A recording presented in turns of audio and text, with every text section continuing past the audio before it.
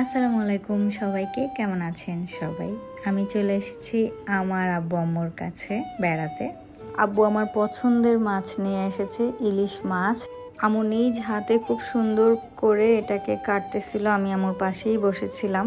তুলনামূলকভাবে বাজারে ইলিশের দাম প্রচুর। আমি যখন আব্বুকে জিজ্ঞেস করলাম, আব্বু ইলিশ মাছের দাম কত নিল, বললো যে একটা মাছই হচ্ছে 3600 টাকা দিয়ে নিয়েছে। আমার কাছে মানে ইলিশের দামটা অতিরিক্ত মনে হয়েছে।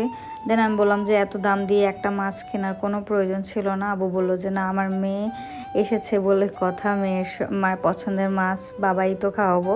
আমি জানি পৃথিবীর সব বাবা মাই বেস্ট, সব বাবা মাই তাদের সন্তানের পছন্দের খাবার রান্না করে খাওয়াতে পছন্দ করে। আম্মু দুইভাবে ইলিশ মাছটা রান্না করছিল, পাতলা ঝোল করে, আর এটা হচ্ছে পাতলা করে নিচ্ছিল, ছোট ছোট পিস করে ইলিশের মাথা লেজ সহ। আমার আম্মুর হাতের মাছ রান্না আমার ভীষণ প্রিয়। আমি সব রকমের মাছ খেতেই পছন্দ করি, শুধুমাত্র পাঙ্গাস মাছটা খেতে পারি না। আমার মতো আর কে কে মাছ লাভার তারা কমেন্ট করতে পারেন। যেমন আমার ছোট বোন মুরগি পছন্দ করে, আমার মেয়েও মুরগি অনেক পছন্দ করে, ইভেন আমার হাজব্যান্ডেরও মুরগি বেশি পছন্দ, কিন্তু আমার মাছ পছন্দ। এটা ছিল শুক্রবারের ভিডিও। আমার ভাই মসজিদে যাচ্ছিল, মাশাআল্লাহ সবাই আমার ভাইয়ের জন্য দোয়া করবেন। ওর নাম হচ্ছে আয়ান। এদিকে আম্মুর রান্না তখনও শেষ হয়নি, তারপর লাউ রান্না করবে চিংড়ি মাছ দিয়ে। সুন্দর করে চিংড়িগুলোকে কষায় নিছে আম্মু। আর এই তো লাউ রান্না শেষ, একদম রসুন দিয়ে বাঘাত দিয়ে দিছে। লাউটাও ভীষণ মজা হয়েছিল, মাশাল্লাহ মাশাল্লাহ। সবাই আমার মায়ের জন্য দোয়া করবেন। আর এই যে দেখুন, রান্নার পরের একটা ভিডিও নিয়ে নিলাম। আর এবার মাশাল্লাহ মজা করে খাচ্ছিলাম। ইলিশ মাছের কলিজা, পাতলা ঝোল, দেন হচ্ছে পেটির মাছ, সাথে ইলিশের ডিম, ভীষণ প্রিয়। মাশাল্লাহ মাশাল্লাহ। আসলে সব সময় খাই, কিন্তু মায়ের হাতের খাবার তো স্পেশাল, এই জন্যই ভিডিওটা শেয়ার করা। যারা হচ্ছে আমার ব্লগটা দেখবেন, হয়তো সবারই মায়ের কথা মনে পড়বে। সবাই তো আসলে মায়ের সাথে সব সময় থাকা পসিবল হয়ে ওঠে না। আমার সবার বাবা মায়ের জন্য দোয়া রইল। আপনারাও আমার আব্বু আম্মুর জন্য দোয়া করবেন, আমার ইনলসের জন্য দোয়া করবেন। আল্লাহ সবাইকে নেক হায়াত দান করুক, সবাইকে সুস্থ রাখুক।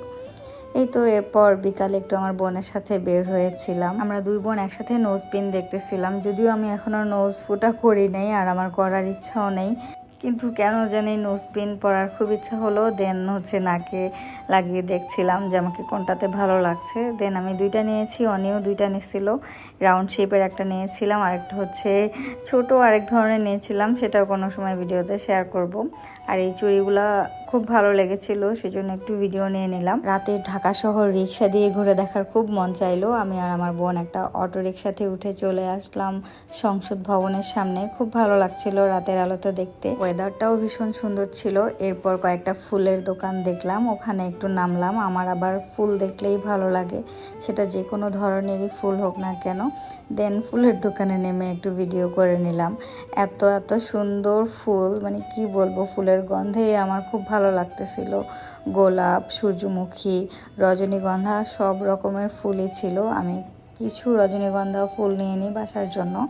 এমন কোনো মানুষ মনে হয় নাই যে যার হচ্ছে ফুল ভালো লাগে না। যাই হোক, আজকের মতো ব্লগটি এখানেই শেষ করছি। আপনাদের কেমন লাগে আমার ব্লগগুলো অবশ্যই কিন্তু কমেন্টস করে জানাতে পারেন। ভালো থাকবেন সবাই, আল্লাহ হাফেজ।